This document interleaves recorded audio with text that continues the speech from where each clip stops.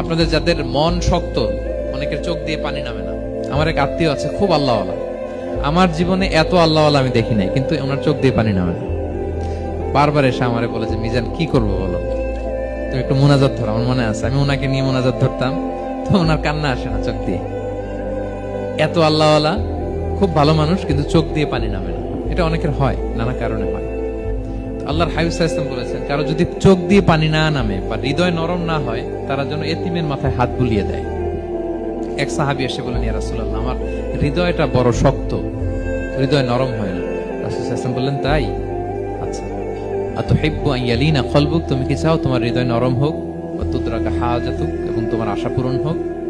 তিনি বললেন, হ্যাঁ। তো রাসূল সাল্লাল্লাহু আলাইহি ওয়াসাল্লাম বললেন, ইরহামিল ইয়াতীম, এতিমের উপর রহম করো। ওয়ামসা আলা রাসি, এতিমের মাথায় হাত বুলিয়ে দাও। ওয়া আতইমহু মিন তুআমিক, তোমার খাবার এতিমকে খাওয়াও। তালিনু কলবুক, তোমার অন্তর নরম হবে। তুদরাকা হাজাতুক, তোমার ইচ্ছা পূরণ হবে। তাহলে হৃদয় যদি শক্ত থাকে, কার মাথায় হাত বুলাবেন? বুলাইছেন কখনো? হ্যাঁ, বুলিয়েছেন? খুঁজে খুঁজে হাত বুলাবেন। বাংলাদেশে তো অনেক অরফেনেজ আছে, অনাথ আশ্রম, ওখানে যাবেন।